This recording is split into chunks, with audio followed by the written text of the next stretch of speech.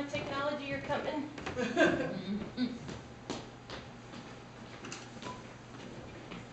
Hello, very nice to meet everyone. My name is Manea. It's my first time here, hopefully not my last. Yay. The police officer at the beginning frisking me was very interesting. Welcome to the evening. He just said he was a police officer. I think it was from my haircut. So I'm going to read 3 poems for you, or 4 poems for you. This first one is called Listening. A friend of mine wants me to learn how to listen. He wants me to train for it so that I can know how to facilitate a group of people to know what he knows, and for me to do what he does and learn what he has learned.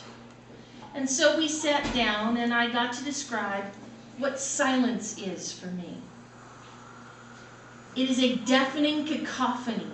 The things in the room speak. The room speaks. The building groans. The neighborhood plays music. The region makes the air. The state colors the sky. The nation influences our mood. The world has her moods. The collective unconscious of humanity whispers her secrets to me. The universe talks of other worlds and places it knows I am able to visit. The dream worlds, the realms press in on this one. All at the same time, someone says, "It's too quiet in the room." And I laugh hysterically. I got to explain what listening to a conversation is like for me.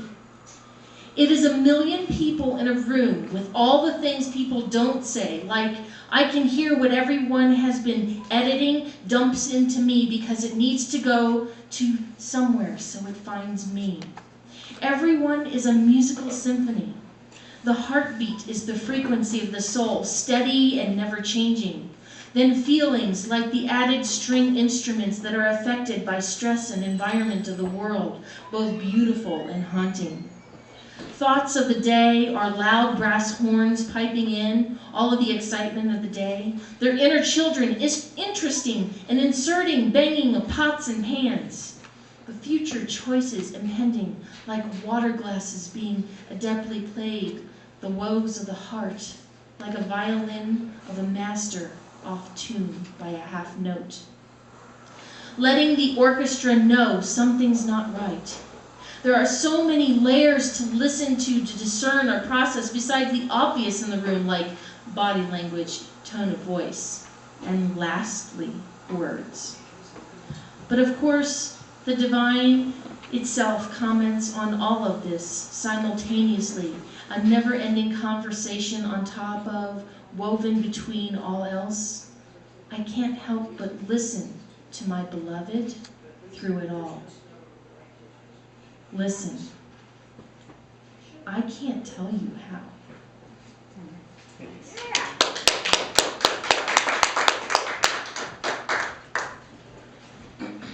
This one's called You Just Never Know.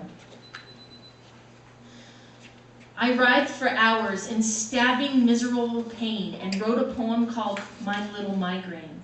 Bitching, moaning, inventing, and complaining, ending on some small and seemingly insignificant hopeful point. I poured out my heart to ease the loss of my beloveds, traveling other paths, and wrote out a missive of my love which never fades nor dies. I wrote a poem that wasn't really mine, about what it's like for those who take razor blades to their own skin because the damn voice in my head wouldn't quit until I did. Then some poet man came up to me saying, "Manea, you could be so great if you could just move past using your poetry to process your experiences and save memories." He just didn't know that the first poem was the one that saved some stranger named Irene from committing suicide. He had no idea that my love poem inspired an artist to do an entire line of art that touched hundreds of lives and gave words to others who had none for their hearts. This well-meaning poet man had no clue that a 17-year-old girl no longer takes razor blade to her skin. Because of my poem, she eviscerates paper now instead of her arm.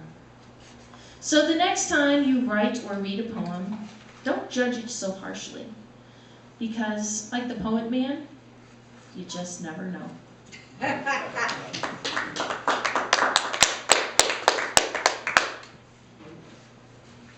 This one's called Painfully Aware. Even now, as I'm floating here in the sea of human consciousness, can I say that I'm awake, if I am aware of it?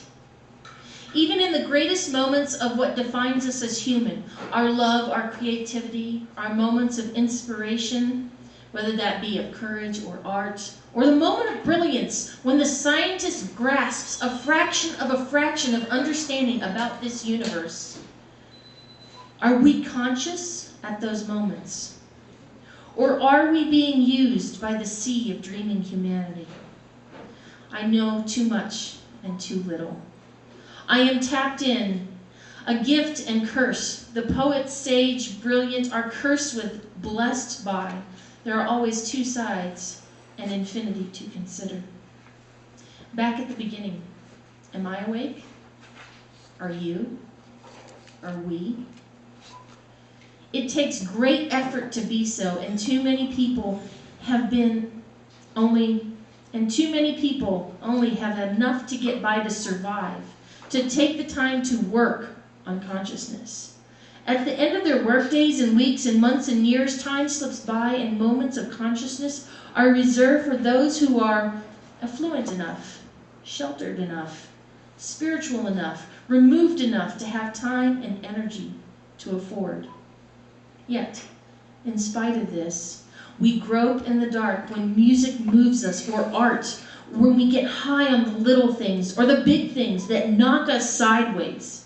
Cancer, death, birth, separation, crisis, love, forgiveness. The cycle of forgetfulness and automatic pilot is disrupted, and for a moment, we question, look around, and wonder, what the hell are we doing here? Reevaluate. Then we become aware, awake. Listen. Do we know the sound of consciousness when we hear it? Do we know what it feels like when we do it? Do we? Can we find it when it's missing? Can we call it out from others' hearts and minds like calling an old friend from across a busy street? I don't know. Do you? Do we? All I know is that right now, I am painfully aware.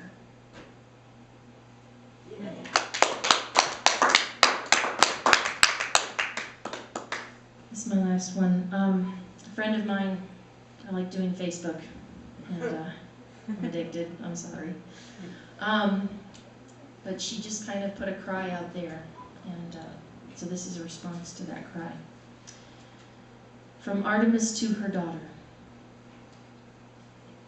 So in arms of night I enfold you, when you were in my womb, and looked up into the sky, and let me take you into my depths, all of your fears and hurts, which I will swallow as a mother would. Love in me transforms them, and I take their energy and give it back to you as strength. Namaste, your Artemis.